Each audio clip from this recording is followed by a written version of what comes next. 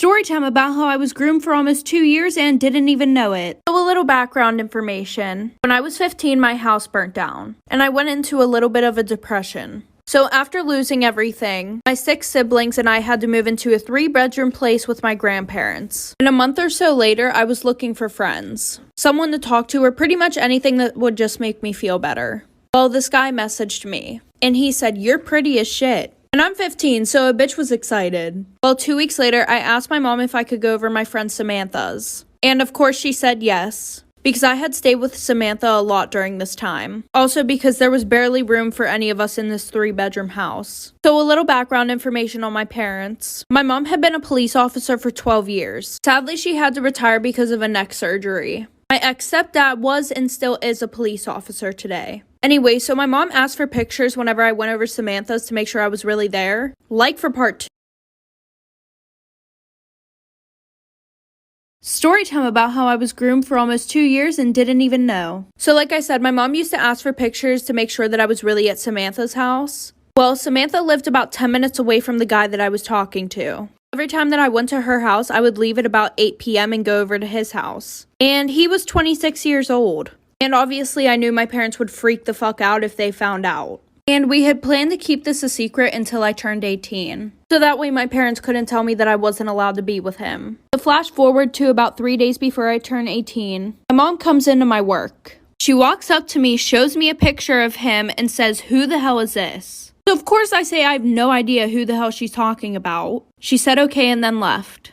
Well, as soon as I got home, her and my dad were sitting in the living room, waiting for me to explain who that man was. So I told them everything. They decided not to take legal action, but my mom explained to me that I was so young and he took advantage of me and stuff like that, so I never saw him again.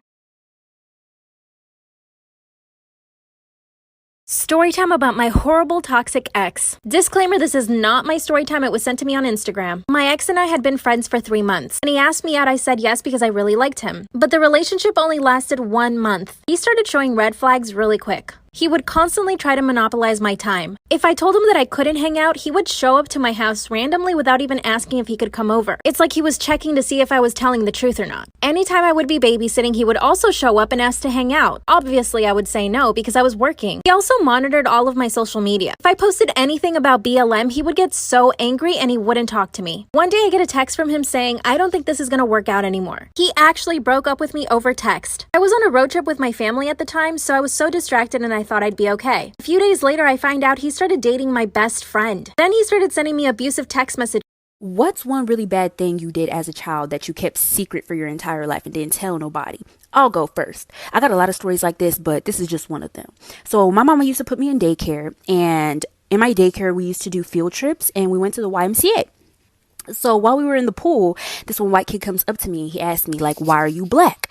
And I was kind of embarrassed, but I wasn't mad at the kid. I was more embarrassed than I was mad. And I told him that my parents painted me every single day. And I was thinking back at the time when I scraped my knee and the skin came off and there was like no blood. It was just bone. But I didn't know that it was bone. I thought that I was just white underneath. So I was like, it's true, like I can peel my skin off and prove it. When I did that, I peeled skin off my finger and it was a lot of skin and I started bleeding really bad. So the water started getting red and the daycare people tried to get everybody out the water like there was something going on. And then once everybody was out of the water, one of the daycare people go, "I'm so sorry, everybody. I lost my tampon. I need to find it." Okay, so what happened was pretty self-explanatory, but I can make a part 2 if you guys want. Extremely toxic best friend story time. So when I was in 8th grade, there was this boy. And this boy would go around telling almost every girl that he liked her.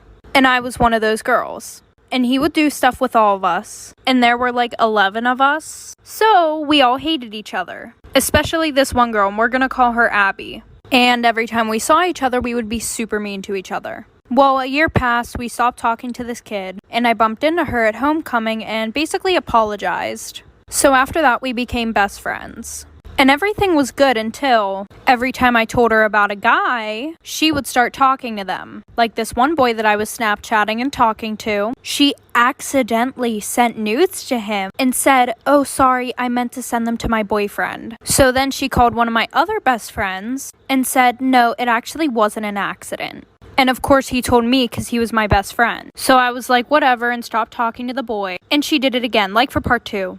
Storytime about how I got catfished by my best friend. Disclaimer, this is not my story time. My now ex-best friend and I hung out almost every single day. We were super close. Let's call her Natalie. Natalie and I would sometimes get into drama, and her mom didn't like this. She considered me a bad influence on Natalie. But honestly, the drama was coming from both sides. Natalie and I had a group chat with one other person. One day, Natalie sends me a message through the group chat saying that she couldn't be my best friend anymore and that she's really sorry. She really didn't explain why, though. I was crushed. She had been my best friend for so long. 3 weeks ago, I noticed that someone added me on Snapchat by search. I didn't really think too much about it. I added them back and we started having a conversation. She was a young girl my age and we started having conversations about boys we had crushes on, school, and lots of other things. I asked her to send me a picture of herself and she said she couldn't. That should have been the first red flag. Then we decided to meet up at the mall. I wait for her at the mall, but she The story was submitted to me by a follower who would like to remain anonymous. When I was 14, I had a best friend named Lucy, and we had one of those friendships where we were really close really quickly, which I now know is a red flag and usually a sign of a toxic friendship. But I was too young to know this then. Our favorite thing to do together was hang out at the mall. Our parents would let us go alone as long as we abided to one rule. We had to stay together at all times, and we were always pretty good about that. One night we were having a sleepover at Lucy's house and her Uncle Mike came over for dinner. Uncle Mike was pretty loud and goofy. He showed us like 8 magic tricks that night. I liked him. He was fun. But as I was helping clear dishes after dinner, I overheard Mike and Lucy's mom having a hushed conversation in the kitchen. She was like, "You've had too much to drink, why don't you just spend the night?" So Mike ended up sleeping over that night too. Right before going to sleep, Lucy's mom came into the bedroom, and she told us to remember to shut the bedroom door before falling asleep. When I asked Lucy why she said that, Lucy just shrugged and said, "I don't know." But we made sure the bedroom door was shut just like she asked. In the middle of the night, I woke up to the feeling of someone tickling my feet.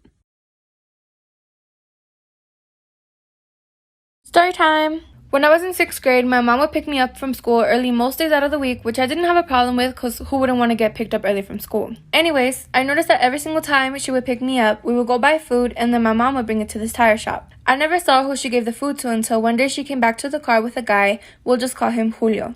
Anyways, my mom and Julio were being very touchy and flirty with each other, but my 11-year-old self didn't think anything other than it's just a friend she knows from high school. So we continuously meet him about 3 times a week, bringing him lunch and stuff, and then I saw my mom texting Julio and it said, "Hola mi rey, espero verte más al rato." So I was like, "Oh, who's that, mom?" And she said, "Oh, it's just Julio." So that's when I realized that they were more than just friends from high school. So I told her that I knew what she was doing, but I wasn't going to say anything to my stepdad because I don't like him. So this keeps happening for about a month where me and my mom would leave at night and not come home till later. But whenever my stepdad would ask, we would just say that we were at my grandma's house. I started getting really close to Julio and he was always buying me gifts and clothes and taking me to my dance practices.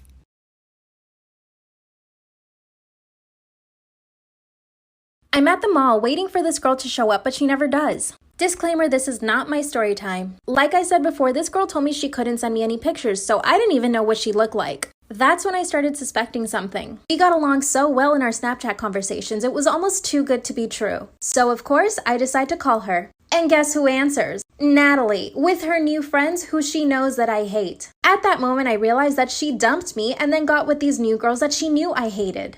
Of course, I was furious. I wanted to say something, but before I could, Natalie hung up the phone. And of course she did. She knew I was going to go off on her. Well, I start calling Natalie's phone several times, and she doesn't answer. Then I see that she unadded me off Snapchat and blocked me. So now I have no way of getting in contact with her. I spent weeks talking to this girl only to find out it was my ex-best friend catfishing me. So of course, I drive all the way to Natalie's house and her mom answers. Part 3 is Storytime about my roommate's crazy girlfriend. I'm a lesbian living with my good friend who's a guy. I own the apartment and rent out the room to him. A month ago, he met a girl online and they started dating. She's constantly at our place and I'll be honest, I don't like her. She's always been incredibly rude and standoffish towards me. I eventually learned that it's because she thought I had a thing for my roomie, even after he told her I was gay, to which she replied that I don't look gay. A few weeks ago at a kickback at our place, I pulled her aside telling her that I really am gay and I hope that we could be friends. She seemed to take this very well and was overly friendly with me for the rest of the night. The next day, my roommate wanted to talk to me, saying that his girlfriend feels uncomfortable around me after I drunkenly hit on her. What? I wasn't drunk at all and I'm not attracted to her whatsoever. I explained to my roommate what really happened and he was skeptical but took my word for it, chalking it up to a miscommunication.